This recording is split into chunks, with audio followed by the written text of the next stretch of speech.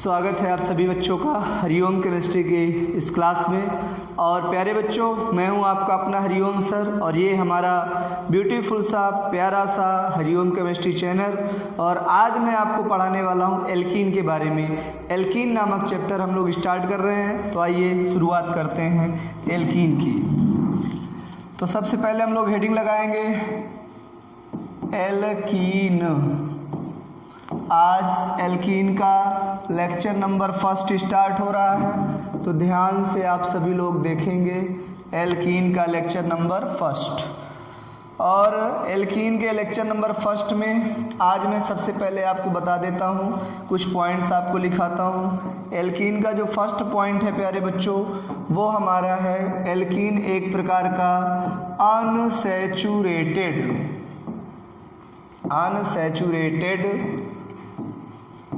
Hydrocarbon होता है। Unsaturated hydrocarbon. Unsaturated का मतलब क्या होता है? जब कार्बन की वैलेंसी या तो डबल बॉन्ड के द्वारा सेटिस्फाइड हो या तो ट्रिपल बॉन्ड के द्वारा सेटिस्फाइड हो, तो उसे हम बोलते हैं अनसैचुरेटेड हाइड्रोकार्बन। तो हम यहाँ पर एल्कीन की बात कर रहे हैं, तो एल्कीनों में बेसिकली क्या पाया जाता है बेटा? डबल बॉन्ड पाया जाता है। ठीक है, अगला पॉइंट हम देखते हैं, पॉइंट नंबर 2। एल्कीनों का बेसिक फार्मूला होता है CnH2n। ये फार्मूला होता है जहां आप n बराबर कम से कम 2 ले सकते हैं, 3 ले सकते हैं, 4 ले सकते हैं, 5 डैश ले सकते हैं। अगर आप n का मान भिन्न भिन्न रखेंगे तो आपका बढ़ता चला जाएगा। जैसे मैं n बराबर यहाँ 2 ले लेता हूँ तो 2 हो गया, H2 × 2 हो जाएगा, तो C2H4 आ जाएगा। अगर मैं n का मान 3 ले लेता हूँ, C3H2 × 3 तो C3H6 आ जाएगा। अगर मैं n का मान 4 ले लेता हूँ तो 2 × 4 आ जाएगा, तो क्या हो जाएगा? C4H4 दूनी 8। इस तरीके से हम बढ़ते रहेंगे। हम लोग देख रहे हैं, एक चीज़ आप नोट कर रहे होंगे कि यहाँ से हम यहाँ पर आए तो एक कार्बन बढ़ा और 4 से 6 हाइड्रोजन, 2 हाइड्रोजन बढ़ गए। फिर हम यहाँ से यहाँ आए तो एक कार्बन हमें बढ़ के मिला और 2 हाइड्रोजन बढ़ गए। मतलब हम जितने स्टेप में जा रहे हैं सब जगह एक CH2 बढ़ रहा है। मतलब कहने का क्या है, यहाँ पर मैं लिख रहा हूँ अलग से। सबसे पहले क्या था हमारे पास? सबसे पहले हमारे पास था C2H4 था। हम क्या किए? आगे बढ़े और आगे बढ़ने के बाद हमने क्या बना दिया?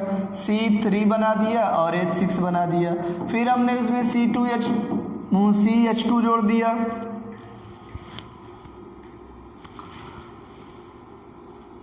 हमने फिर इसमें जोड़ दिया CH2, तो क्या बना? C4, 6 से क्या हो जाएगा? 8। फिर हमने इसमें CH2 जोड़ दिया तो क्या बनेगा? C5H10। 4 से 6, 6 से 8, 8 से 10। इस प्रकार आप जितनी लंबी चौड़ी श्रृंखला चाहे बना सकते हैं। और इस श्रेणी को बोलते हैं होमोलॉगस सीरीज, सजातीय श्रेणी। होमोलॉगस सीरीज बोला जाता है, सजातीय श्रेणी, इस श्रेणी को बोलते हैं। ठीक है, आगे उसके बाद हमारा NCERT कहता है नॉमेनक्लेचर की बात करता है। मैं ज़रा वीडियो चेक कर लूँ, सब ठीक ठाक, बढ़िया, मज़े में? जी हाँ, सब ठीक ठाक, बढ़िया, मज़े में चल रहा है। आप लोग पढ़ते रहिए, मुस्कुराते रहिए, सीखते रहिए।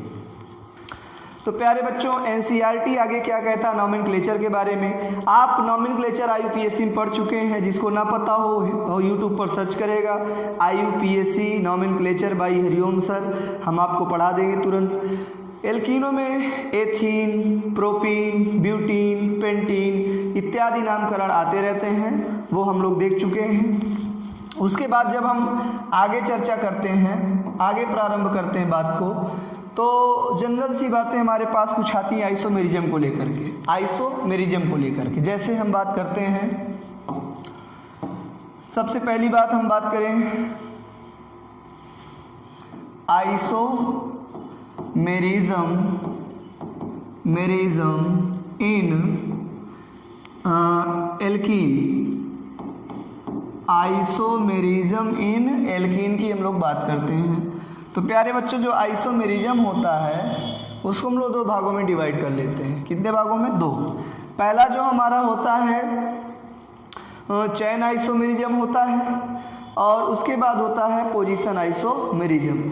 और इनमें देख लेते हैं, पहला कौन सा?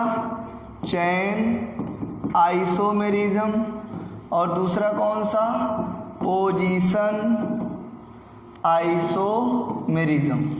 और उसके अलावा हम जो इधर देखते हैं हम लोग देखते हैं स्टीरियो आइसोमेरिज्म, त्रिविम समझौता जिसे कहते हैं। इसमें भी हम दो देखते हैं, एक देखते हैं सिस और ट्रांस, सिस ऑब्लिक ट्रांस, और जो दूसरा हम लोग देखते हैं ई एंड जेड। ये चीज़ हम लोग देखते हैं।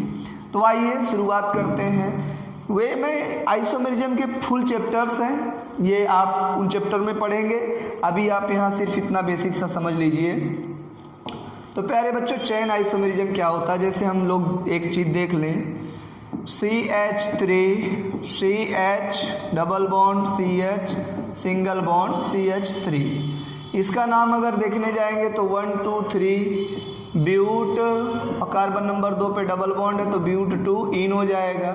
ठीक है, अब हम इसका अगला एग्जाम्पल लें। अगर मैं क्या करूं बच्चों, इस CH3 भाई साहब को उठाऊं और यहाँ पे लगा दूं तो क्या बनेगा? यहाँ का हाइड्रोजन इधर आ जाएगा, तो CH2 डबल बॉन्ड C और एक CH3 यहाँ जुड़ गया, और ये CH3 था।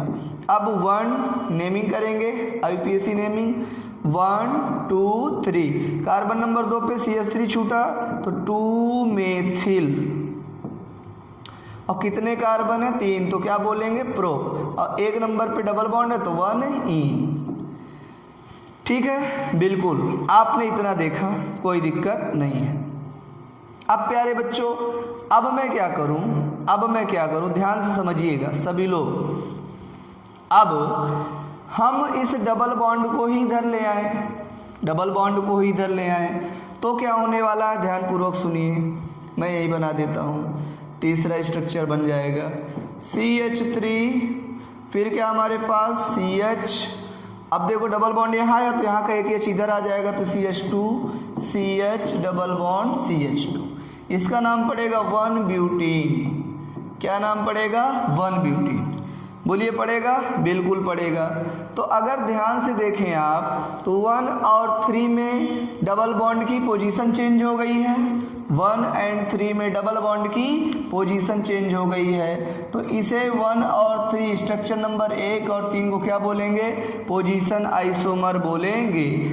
और यहाँ पर अगर आप देखें 1 और 2 में तो कार्बन की क्या चेंज हो गई बेटा? श्रृंखला चेंज हो गई है, चेन चेंज हो गई है। तो स्ट्रक्चर नंबर 1 को और स्ट्रक्चर नंबर 2 को बोलेंगे चेन आइसोमर, क्योंकि हमने क्या किया है? ऑर्गेनिक चेन को चेंज कर दिया है 1 और 2 में।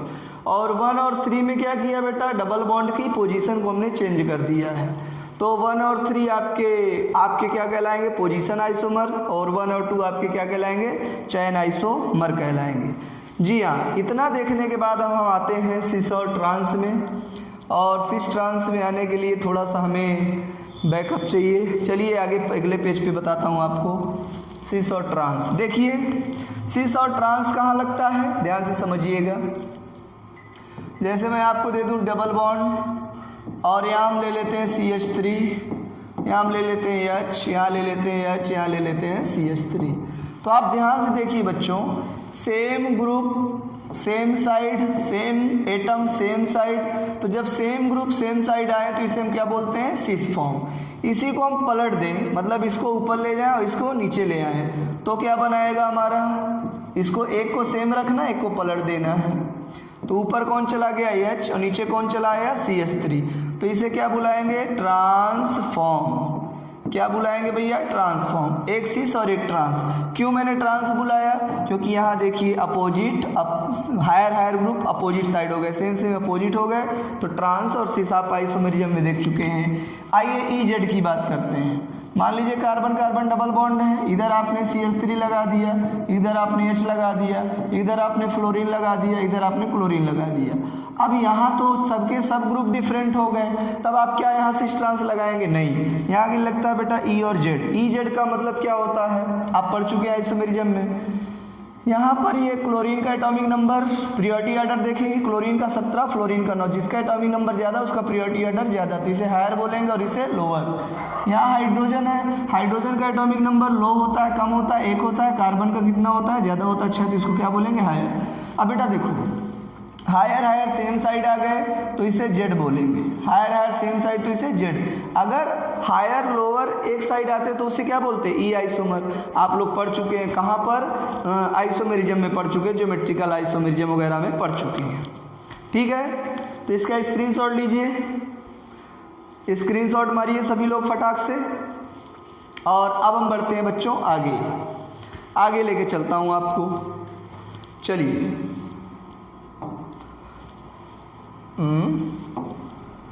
ये हम कहाँ पहुँच गए थे? चलिए ठीक है, ठीक, आइए। हमने देखा आइसोमेरिज्म देखा, और उसके बाद हम लोग अब देखते हैं प्रिपरेशन मेथड ऑफ एल्कीन्स। चलिए हेडिंग लगाते हैं, preparation method of alkenes. Preparation of alkene. आज हम लोग पढ़ने जा रहे हैं एल्कीनों को बनाना। तो ध्यान से समझिए बच्चों, ध्यान से समझिए। पहला जो एल्कीनों के बनाने में हम लोग प्रिपरेशन यूज़ करेंगे, बाय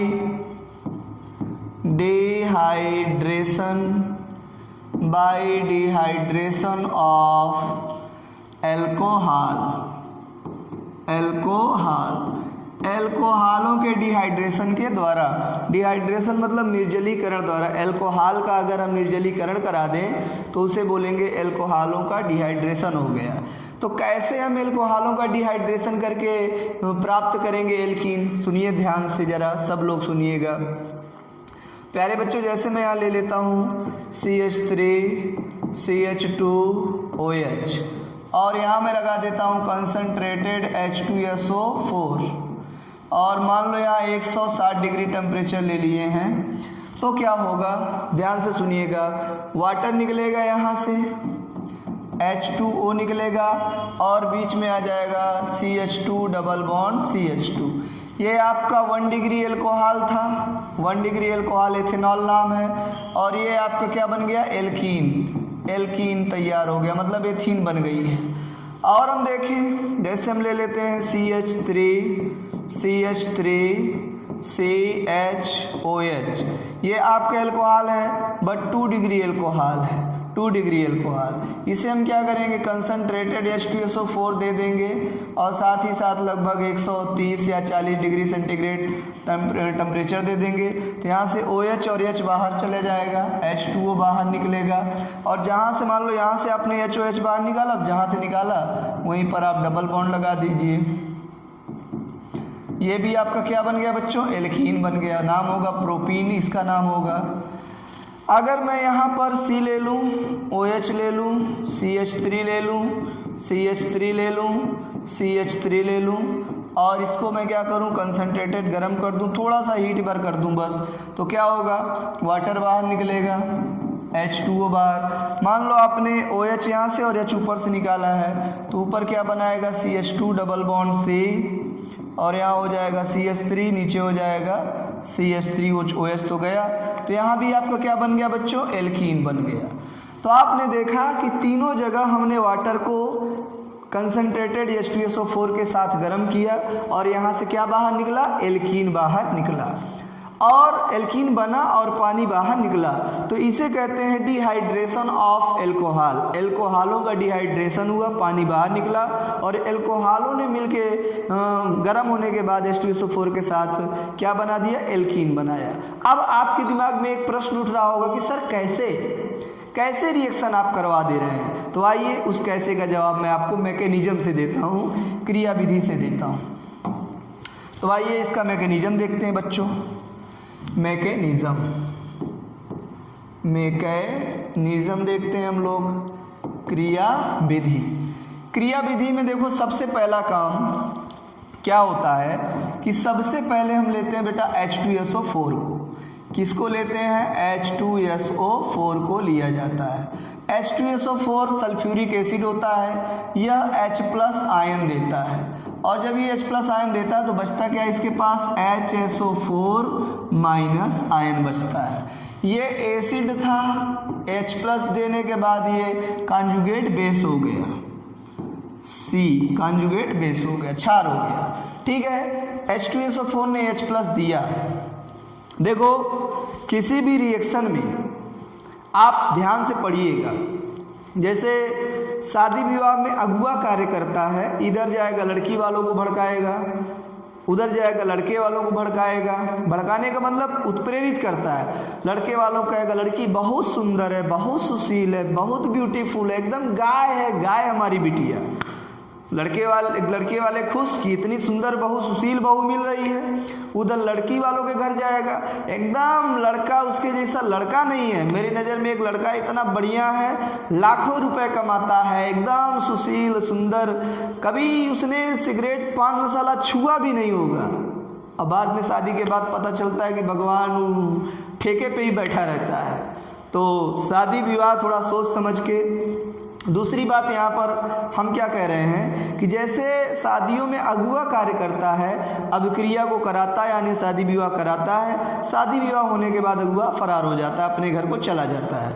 जस्ट वही काम यहाँ उत्प्रेरक का होता है। उत्प्रेरक क्या करता है? आता है, रिएक्शन को करवाता है, और करवाने के बाद जैसे ही प्रोडक्ट बना तो उत्प्रेरक निकल के अपना चला जाता है बाहर। इतनी चीज़ें होती हैं, तो इतनी चीज़ों में हम देखते हैं अब उत्प्रेरक के बारे में। तो आइए उत्प्रेरक की कहानी को समझते हैं थोड़ा सा। उत्प्रेरक हमारा कैटलिस्ट का कार्य कौन कर रहा था? H2SO4 H+ दिया, ये सब हो गई कहानी। H+ का मतलब क्या है? इलेक्ट्रॉनों की कमी। अब ये क्या करेगा बेटा? ये पहुंचेगा किसके पास? CH3CH2OH के पास पहुंचेगा, H+, और यहाँ पर ऑक्सीजन के पास लोन पेयर ऑफ इलेक्ट्रॉन होता है, सभी को पता है। H+ के पास इलेक्ट्रॉन की कमी है, तो H+ क्या करेगा? अपने मोहल्ले में घूमना फिरना चालू करेगा। इसे ये ऑक्सीजन बहन जी दिखेंगी तो H+ कहेगा लग रहा है मेरा जुगाड़ यहाँ बनने वाला है, तो H+ इसी ऑक्सीजन के चक्कर में पड़ जाएगा, इसी को घुमाएगा, इम्प्रेस करने की कोशिश करेगा, तो ऑक्सीजन बहन जी अपना 2 इलेक्ट्रॉन इसको दे देंगे, क्योंकि ऑक्सीजन के पास इलेक्ट्रॉनों की अधिकता थी। तो होगा क्या भैया? CH3, उसके बाद क्या बना? CH2, और फिर ऑक्सीजन बहन जी ने जब देखो H+ को इलेक्ट्रॉन दे दिया तो ऑक्सीजन और हाइड्रोजन के बीच में बॉन्ड बन गया। पहले H कितना था? 1, अब 1 और आ गया तो कितना हो गया? 2, और ऑक्सीजन पर कैसा चार्ज आ गया? ध्यान देना, हाइड्रोजन का चार्ज जा चुका है और वो चार्ज किस पर आ चुका है? ऑक्सीजन पर, और ऑक्सीजन पर कैसा चार्ज आ गया? Plus charge. प्लस माने क्या बच्चों? इलेक्ट्रॉनों की कमी। तो अभी तक परेशान था हाइड्रोजन, अब परेशान हो गई ऑक्सीजन। ऑक्सीजन के लगा कि भैया मैं तो मर गई, मेरे पास तो प्लस चार्ज आ गया, प्लस माने इलेक्ट्रॉनों की कमी। तो ऑक्सीजन क्या करेगी? इस एक बॉन्ड में कितने इलेक्ट्रॉन होते हैं? 2, दोनों इलेक्ट्रॉनों को खींच लेगी, तो ऑक्सीजन का प्लस चार्ज हो जाएगा गायब। और जब ऑक्सीजन का प्लस चार्ज गायब हो जाएगा तो ये बॉन्ड क्या हो जाएगा? ब्रेक, क्योंकि ऑक्सीजन साझे के इलेक्ट्रॉनों को खींच चुकी है। तो यहाँ से बनेगा क्या? H2O, जल यहाँ से बाहर हो जाएगा, H2O बाहर हो गया, डिहाइड्रेशन हो गया H2O का। अब देखो कार्बन पर कैसा चार्ज आया? कार्बन का इलेक्ट्रॉन लेके कौन भाग गई? ऑक्सीजन। तो कार्बन पे कैसा चार्ज आया? Plus charge. मैं लिख देता हूँ CH3 CH2 और यहाँ एक प्लस चार्ज आ गया। यहाँ पर बन गया कार्बोकेटायन। कार्बोकेटायन बन चुका है आपका, कार्बोकेटायन बन चुका है, कार्बोधनायन। एक बात और याद रखें कार्बोकेटायन के केस में, क्या याद रखना है आपको कि अगर कार्बोकेटायन के केस में आप शिफ्टिंग देखेंगे, चेक करेंगे, शिफ्टिंग, अगर शिफ्टिंग में आपको 1 डिग्री मिल रहा है और 1 डिग्री के बाद क्या मिल रहा है? 2 डिग्री, और 2 डिग्री के बाद क्या मिल रहा है? 3 डिग्री, तो अगर 1 डिग्री शिफ्टिंग कराने के बाद 1 डिग्री से शिफ्ट किए 2 डिग्री में, तो 2 डिग्री वाला कार्बोकेटाइन ज़्यादा स्टेबल होगा और वही प्रोडक्ट बनेगा।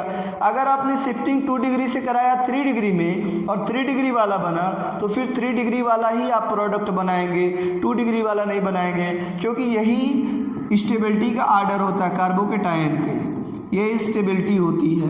मतलब 3 degree is greater than 2 degree, 2 degree is greater than 1 degree. मतलब जब भी कार्बोकेटाइन आएगा उसे आप इधर उधर खिसका के चेक करेंगे कि कहाँ 1 डिग्री मिल रहा है, कहाँ 2 डिग्री मिल रहा है। अगर कहीं 1 डिग्री से 2 डिग्री मिला तो आप उसको 2 डिग्री वाला ही प्रोडक्ट बनाएंगे।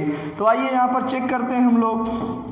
अगर मैं प्लस को यहाँ लाऊंगा तो यहाँ भी 1 डिग्री ही रहेगा। 1 डिग्री 2 डिग्री का मतलब क्या होता है, ऐसा कार्बन जो एक कार्बन से डायरेक्ट अटैच हो 1 डिग्री, ऐसा कार्बन जो 2 कार्बन से डायरेक्ट अटैच हो 2 डिग्री, ऐसा कार्बन जो 3 कार्बन से डायरेक्ट अटैच हो 3 डिग्री। तो भैया यहाँ लाने पर भी 1 डिग्री बन रहा है, वहाँ लाने पर भी 1 डिग्री बन रहा है, तो कोई फ़ायदा नहीं, तो हम जहाँ हैं वहीं रहेंगे। अब क्या होगा, अब देखो जरा एक नई बात आपको बताते हैं। अब देखो भाई साहब, क्या मैं इस CH3 को 2 करके और H को ऐसे नहीं लिख सकता? बिल्कुल लिख सकता हूँ, कोई दिक्कत नहीं है। कार्बन के पास क्या आ चुका है, कार्बन के पास पहले एक बॉन्ड था, पहले कार्बन CH2 और ये था, CH3 को मैंने ऐसे चेंज कर लिया है बस। कार्बन पर प्लस चार्ज आया, कार्बन ने कहा कि भैया देखो मेरे पास इलेक्ट्रॉनों की कमी है, तो ये बॉन्ड, एक बॉन्ड यहाँ पर शिफ्ट हो जाएगा, कार्बन खींच लेगा, क्योंकि कार्बन पर प्लस चार्ज है, प्लस का मतलब इलेक्ट्रॉनों की कमी, तो ये बॉन्ड आ जाएगा। जब ये बॉन्ड यहाँ आएगा तो हाइड्रोजन पे कैसा चार्ज है, प्लस, और प्लस, और यहाँ देखो आपने कॉन्जुगेट बेस छोड़ा हुआ है, तो ये HSO4 माइनस चार्ज इस H प्लस को क्या करेगा, ले लेगा। तो यहाँ से HSO4 माइनस और H प्लस बाहर हो जाएंगे, H2SO4। देख लो जैसे सल्फ्यूरिक एसिड आया था उत्प्रेरक के रूप में, वैसे यहाँ बाहर हो रहा है। और यहाँ क्या बन गया बच्चों, CH2 डबल बॉन्ड CH2, ये आपके बन के तैयार हो गया, क्या, एल्कीन बन चुका है। तो ये आपने देखा, ध्यान से देखिए इस मैकेनिज्म को, ध्यान से समझिए, और कोई दिक्कत परेशानी होती है तो आप कमेंट सेक्शन में ज़रूर बताइए। कोई भी समस्या आपको आती है, कोई भी दिक्कत तकलीफ आती है तो आप ज़रूर बताइए। तो यहाँ मैंने आपको मैकेनिज्म बताने की कोशिश किया, क्रिया विधि बताने की कोशिश किया। प्यारे बच्चों, अब हम प्रतिदिन आपको पढ़ाते रहेंगे, प्रतिदिन एक लेक्चर आपके लिए 11th वालों के लिए और एक लेक्चर 12th वालों के लिए आ रहा है। रात को 9 बजे से 10 बजे के बीच में हम लोग महफिल केमिस्ट्री, मैं स्पेशली, हम तो नहीं अभी मैं हैं, तो स्पेशली 9 से 10 के बीच में रात को महफिल केमिस्ट्री चलता है, उसमें हम कक्षा 12 12th क्लास की केमिस्ट्री को टारगेट करते हैं। और ये लेक्चर रिकॉर्डेड वीडियो आपके लिए आ रहे हैं, तो आपको जब भी समय मिले देखते रहिए। हरिओम क्लासेस का ये प्रयास आप सभी के लिए है, कैसा लगा ज़रूर बताइएगा।